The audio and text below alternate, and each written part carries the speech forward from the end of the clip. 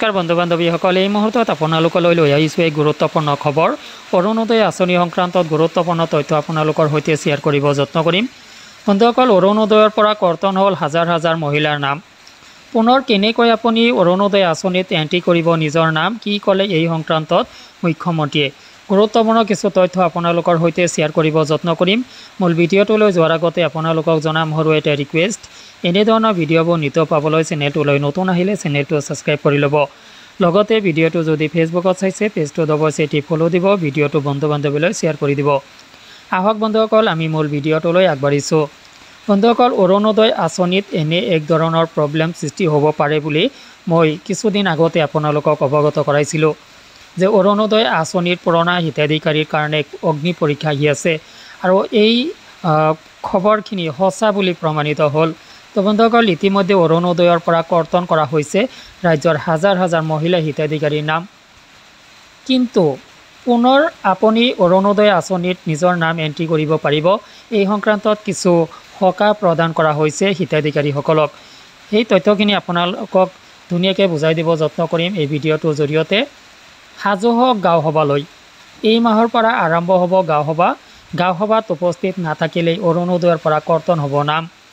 ইতিমধ্যে নাম কটা যোৱাসকলেও গাঁও সভালৈ গ'লেহে পুনৰ এণ্ট্ৰি কৰিব পাৰিব নাম। তো বন্ধুসকল, ইয়াতে স্পষ্ট দেখিব পাইছে আপুনি যে গাঁও সভা আৰম্ভ হ'ব আৰু এই গাঁও সভাবিলাকত আপুনি উপস্থিত থাকিব লাগিব।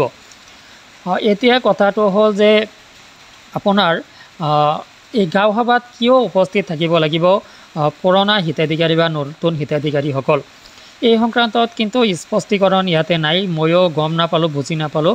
যদি আপোনালোকে কিবা বুজি পাইছে ভিডিঅ' কমেণ্ট ছেকশ্যনত জনাবচোন যে অৰুণোদয়ত আপুনি নামটো ৰাখিবলৈ বা অৰুণোদয়ৰ নাম ইনক্লুড কৰিবলৈ আপুনি গাঁও সভাত কিয় উপস্থিত থাকিব লাগে, মই কিন্তু বুজি পোৱা নাই এতিয়ালৈকে তথ্যখিনি। তো গাঁও সভাত উপস্থিত নাথাকিলে অৰুণোদয়ৰ পৰা আপোনাৰ নামটো কৰ্তন কৰি দিয়া হ'ব। আৰু ইতিমধ্যে যিসকল হিতাধিকাৰীৰ নাম অৰুণোদয় আঁচনিৰ পৰা কৰ্তন হৈছে তেওঁলোকেও গাঁও সভালৈ গ'লে পুনৰ তেওঁলোকৰ নাম এণ্ট্ৰি কৰিব পাৰিব। গাঁও সভাত উপস্থিত নাথাকিলে অৰুণোদয়ৰ পৰা কৰ্তন হ'ব হিতাধিকাৰীৰ নাম। ইতিমধ্যে নাম কটা যোৱাসকলেও গাঁও সভালৈ গ'লেহে পুনৰ এণ্ট্ৰি কৰিব পাৰিব নিজৰ নিজৰ নাম। অৰ্থাৎ অৰুণোদয় আঁচনিত বাহাল থাকিবলৈ হ'লে আপুনি গাঁও সভালৈ যোৱাটো এক ধৰণৰ বাধ্যতামূলক কৰা হৈছে। অসমৰ হাজাৰ হাজাৰ মহিলাৰ নাম কটা গ'ল অৰুণোদয় আঁচনিত, যাৰ কাৰণে টকা নাপাই হাহাকাৰ কৰিছে হাজাৰ হাজাৰ মহিলাই। ইতিমধ্যে 10 তাৰিখত অৰুণোদয় আঁচনিত ধন পোৱাৰ কথা আছিল, কিন্তু হাজাৰ হাজাৰ মহিলাই নিৰ্ধাৰিত দিনত ধনখিনি পোৱা নাই, যাৰ কাৰণে হাজাৰ হাজাৰ মহিলাৰ মাজত লাগিছে হাহাকাৰ। চিন্তা নকৰিব, পুনৰ এণ্ট্ৰি কৰিব পাৰিব আপুনি আপোনাৰ নাম অৰুণোদয় আঁচনিত। আবেদন কৰিলেই পুনৰ লাভ কৰিব অৰুণোদয় আঁচনি। কিন্তু ইমান সহজ নে বাৰু? আবেদন কৰিলে আপুনি অৰুণোদয় আঁচনিটো লাভ কৰিবনে? এই সংক্ৰান্ততো জৰুৰী তথ্য আপোনালোকক শ্বেয়াৰ কৰিব যত্ন কৰিম এই ভিডিঅ'টোৰ জৰিয়তে। Aadhaar card, pan card, ration card, voter card আৰু ৰঙীন ফটো, এই 5বিধ ডকুমেণ্টছ হ'লেই আপুনি অৰুণোদয় আঁচনিত পুনৰ ইনক্লুড হৈ যাব পাৰিব বা নতুনকৈ আপুনি ইনক্লুড হৈ যাব পাৰিব। তো বন্ধুসকল, দেখিব পাৰিছে ইয়াতে গুৰুত্বপূৰ্ণ কিছু তথ্য প্ৰকাশ কৰা হৈছে চৰকাৰৰ ফালৰ পৰা যে আপুনি অৰুণোদয় আঁচনিৰ পৰা যদিও নামটো কৰ্তন হৈছে আপুনি চিন্তা কৰিব নালাগে।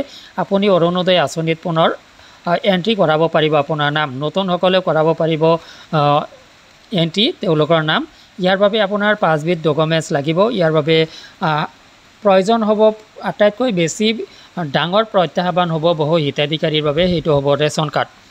কিয়নো বহু হিতাধিকাৰী, পূৰ্বৰ বহু হিতাধিকাৰীৰ নাই ৰেচন কাৰ্ড, যদিও আছে এক ৰেচন কাৰ্ডত 2জন হিতাধিকাৰী অৰুণোদয় আঁচনিত নাম ৰাখিব নোৱাৰিব। এনে ব্যৱস্থা যদি পুনৰ শিথিল কৰি দিয়া হয় তেতিয়াহ'লে নিঃসন্দেহে এইটো ভাল খবৰ হ'ব। তো বন্ধুসকল, ভিডিঅ'টো আপোনাৰ বন্ধু বান্ধৱীলৈ যিমান পাৰি শ্বেয়াৰ কৰি দিব। আপোনাৰ বন্ধু বান্ধৱীকৈ এই সংক্ৰান্তত এৱাৰ্ড কৰি ৰাখক, এৱাৰনেছ এটা দি ৰাখক, যাতে আপোনাৰ বন্ধু বান্ধৱীয়েও অৰুণোদয় আঁচনিৰ এই পৰ্যায়বোৰ ভালদৰে উপলব্ধি কৰিব পাৰে, বুজিব পাৰে।